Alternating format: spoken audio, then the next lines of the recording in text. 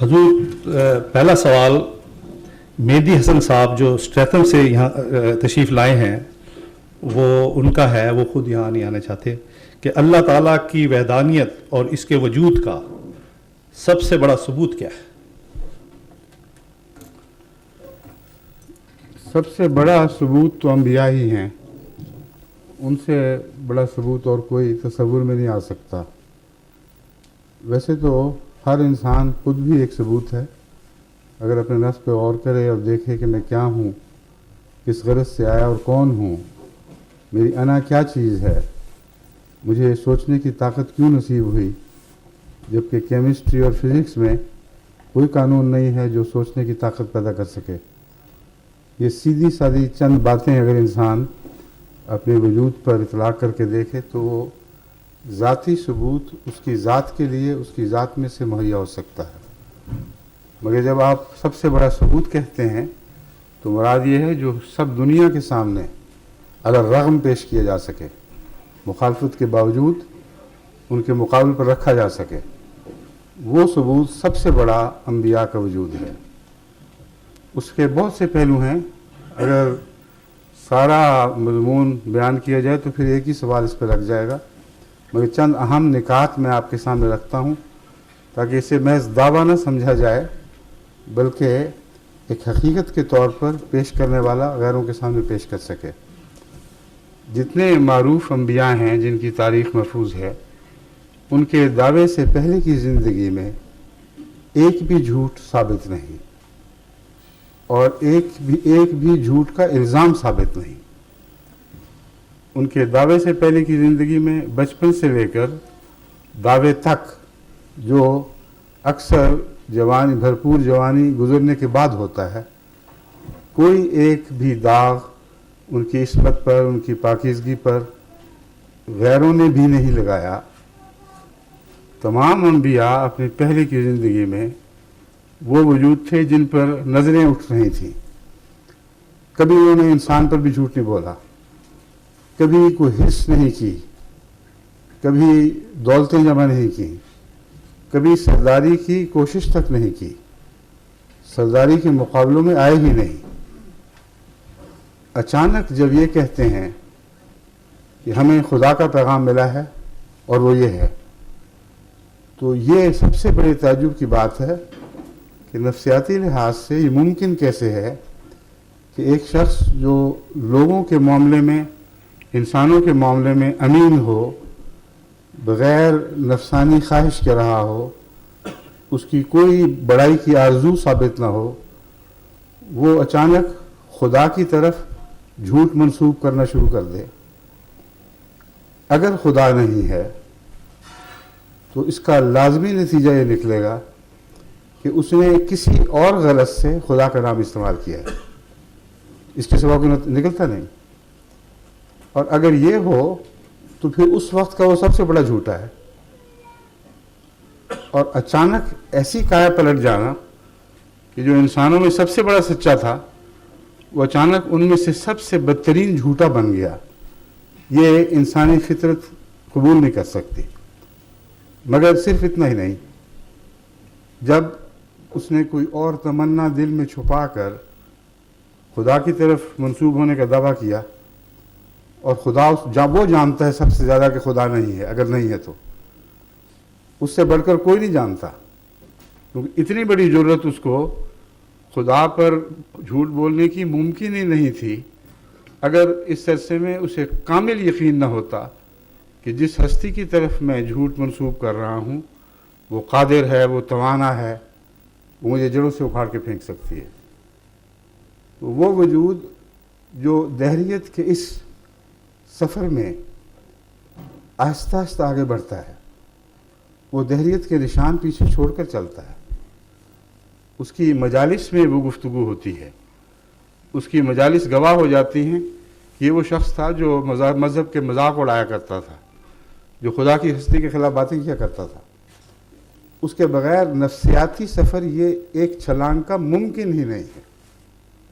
کوئی شخص دعویٰ دار ہے تو اس کو اپنی عقل کا امتحان لینا چاہیے، یہ کیسے ہو سکتا ہے کہ وہ شخص دہریہ بنے اور اچانک بنے؟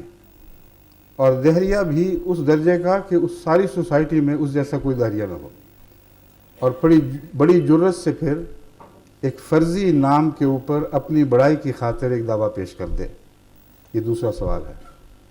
تیسرا سوال یہ ہے کہ جب وہ کر دے تو جس بڑائی کی خاطر کیا تھا اسی بڑائی کو اپنے ہاتھوں سے اسی بڑائی کا اپنے ہاتھوں سے قلقامہ کر دے، اس کے امکانات کی بیخ نہیں کر دے، کیونکہ جب وہ دعویٰ کرتا ہے اور یہ مسلمہ تاریخ انبیاء کی، تو اس کے اپنے بھی اس کو چھوڑ دیتے ہیں، اس کے دوست بھی دشمن ہو جاتے ہیں، اس کا اپنا خاندان اس کے خون کا پیاسا ہو جاتا ہے۔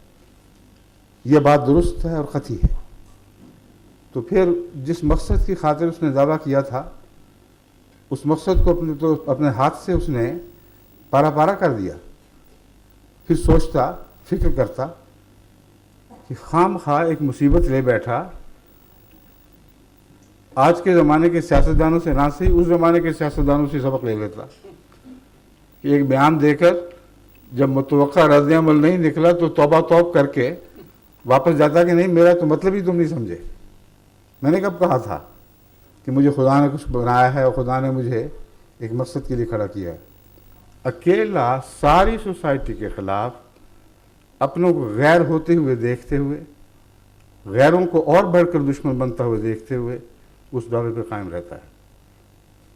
کون سا سہارا ہے جو اس کڑے وقت میں اس کا ساتھ دیتا ہے؟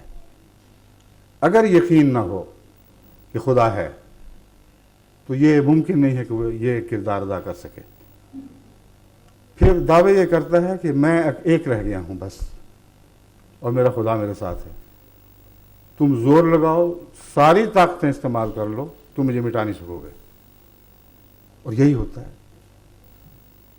اس مضمون کو آگے بڑھائیں تو آپ حیران رہ جائیں گے کہ کوئی معقول انسان ادنا سی بھی عقل رکھتا ہو تو نبی کے دعوی ایمان باللہ پر وہ کوئی آنچ نہیں لا سکتا، کوئی حرف نہیں رکھ سکتا۔ ہر قسم کی شکوک سے بالا دعویٰ ہے، اور سارے عالم اسلام، عالم مذہب میں اس کی ساری تاریخ میں یکساں چسپاں ہو رہا ہے۔ آدم سے لے کر نوح تک پہنچے، نوح کے بعد ابراہیم کی باری آئے گی، ابراہیم سے باقی انبیاء چھوڑتے ہوئے اب موسیٰ پہ آ جائیں، عیسیٰ پہ چلے جائیں، درمیان کے انبیاء جتنے بھی درمیان کے انبیاء گزرے ہیں اگر ان کو بھی نام ذہن میں رکھ لیں تو ایک مسلسل تاریخ ہے، انسان کی تہذیب کی تاریخ کے ساتھ ساتھ مسلسل پہلو بہ پہلو چل رہی ہے اور قطعی ہے، اس میں آپ کوئی تبدیلی نہیں دیکھیں گے۔ اور پھر دنیا کی ہر جگہ یہی بات ہوئی ہے۔ ہندوستان میں آئیں تو کرشنا کا وجود ہمیں نظر آتا ہے، سارے مقابلوں کے باوجود اس کرشنا کی بات نہیں کر رہا جس کو ہندو خدا سمجھتے ہیں، اس کرشنا کی بات کر رہا ہوں جس کے متعلق ایک حدیث میں آتا ہے کہ کان فی الہند نبی، ہند میں بھی ایک نبی تھا، اسمہ کاہن، اس کا نام کاہن تھا۔ اور کرشن کنہیا اور کاہن یہ وہی نام ہے دراصل جو مختلف تلفظات کے ساتھ ادا کیے جاتے ہیں۔ تو اس بحث کو چھوڑیں، میں جو بات کر رہا ہوں مسلمانوں کے لیے اس کے سوا چارہ نہیں کہ ہندوستان میں کسی نبی کا وجود تسلیم کریں۔ اگر وہ کہیں کرشن نہیں تھا تو دکھائیں پھر اور کون تھا، کیونکہ قرآن کہتا ہے کہ ہر دنیا کے ہر حصے میں، ساری دنیا کے ہر حصے میں ہم نے نبی بھیجے ہیں، ہر زمانے میں بھیجے ہیں۔ تو اس پہلو سے ہندوستان کی تاریخ بھی گواہ بن جاتی ہے۔ ایک ادنا بھی تزلزل نہیں دکھایا باوجود اس کے کہ ان کے مقابل پر بہت بڑی طاقتیں جمع ہو گئی تھی۔ پھر حضرت زرتشت کی تاریخ لیں، پھر حضرت کنفیوشس کی تاریخ لیں، دنیا میں جتنی بڑی بڑی قومیں مذہب کے نام پر قائم ہوئیں اور آج تک زندہ ہیں اور مضبوطی سے دنیا میں مستحکم ہو چکی ہیں، ان سب کی ایک ہی تاریخ ہے جو دہرائی جا رہی ہے۔ تو ایک کا انہوں نے کب کیا تھا؟ یہ تو ایک دوسرے سے ملے بھی نہیں تھے، ان کے زمانے جدا جدا تھے، ملک الگ الگ۔ پھر کیسے ممکن ہے کہ ان سب نے ایک ہی اسکیم سازش سے سوچی ہو اور ایک ہی طرز پر پھول کی طرح کھیلے ہوں؟ اور ہر پتی اسی طرح کھلی ہو جس طرح دوسرے پھولوں کی کھلتی چلی گئی. یہ یکسانیت، یہ عالمگیر اتحاد، جبکہ آپس میں میل جول کا کوئی رابطہ نہیں، یہ سارے مضمون ہیں. میں جیسا کہ کہا تھا مختصر میں عرض کروں گا، ان پر آپ غور کریں تو انبیاء کا وجود خدا کی صداقت کی، خدا کے وجود کا سب سے بڑا ثبوت ہے، اور ایسا ثبوت ہے کہ کوئی ذی ہوش جو تعصب سے پاک ہو اس کو رد نہیں کر سکتا.